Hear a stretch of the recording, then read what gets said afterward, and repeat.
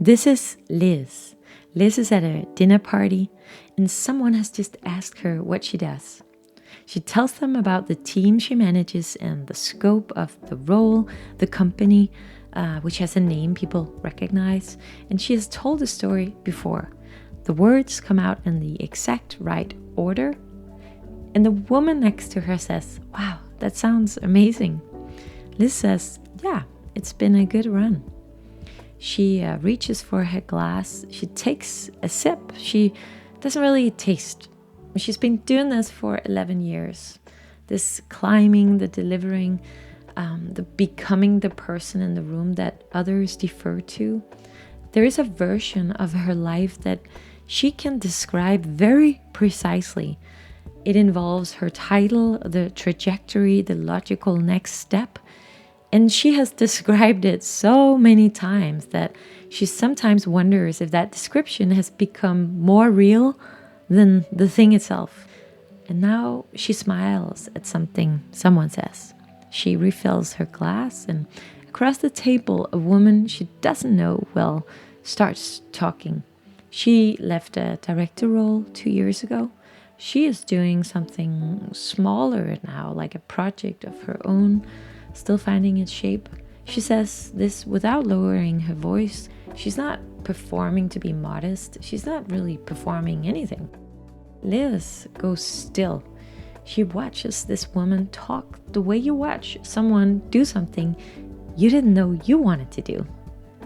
This woman is not more successful. She's not further ahead, whatever that means, but there is something in the way she occupies the conversation.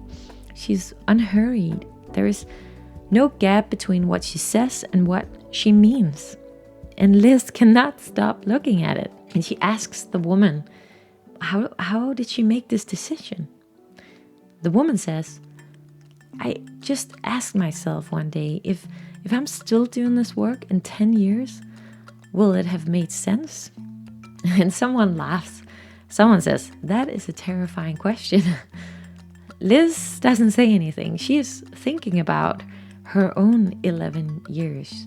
She's thinking about the next 11.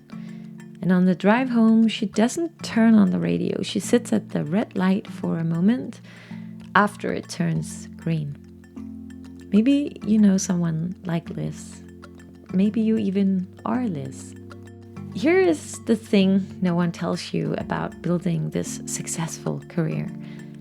Doing that answers one question very well. Am I good enough? You know, the promotions says yes. The competence says yes. The stability says yes. But at some point, that question stops being the one that matters. Not because it's been answered, but because it's been sort of outgrown. And there is a question underneath all of this that is completely different.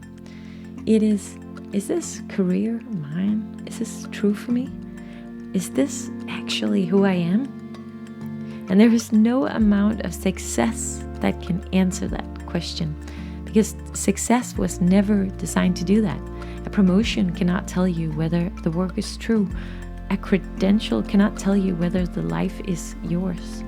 And this is why people who have built genuinely impressive careers can feel so incredibly lost. It's not despite of what they built, it's because of it.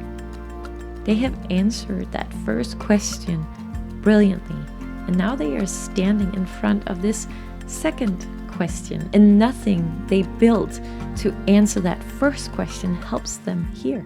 It is almost as if there is a moment when the life you've built stops being loud enough to cover the question underneath it. And that question was always there.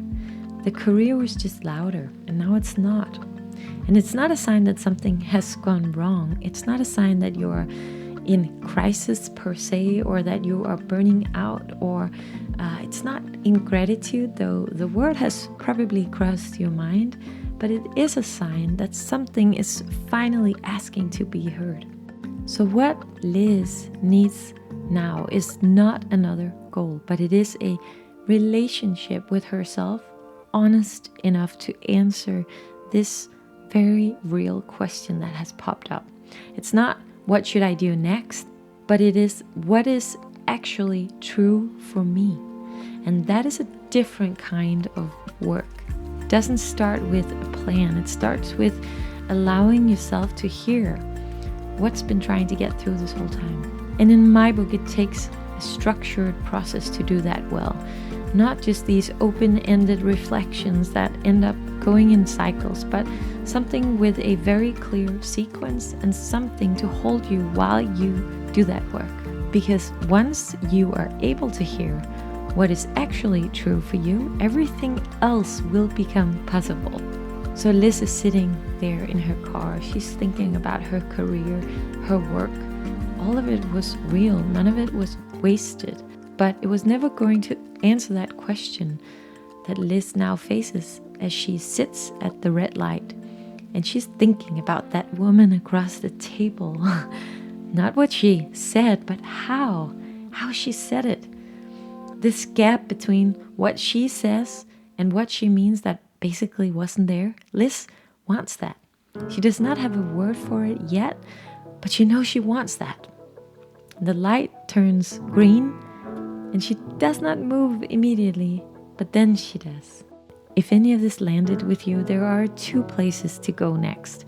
There is a short self-assessment in the description. It takes 3 minutes and it will not tell you what to do. It will help you see where you actually are right now. And there is also a free 10-minute inner authority method experience that I want to offer you that shows how it is to do this kind of work. It's also in the description. It is a short guided audio and it is a first step towards getting quiet enough to actually hear what's true for you. Both links are below, and that is always the right place to begin.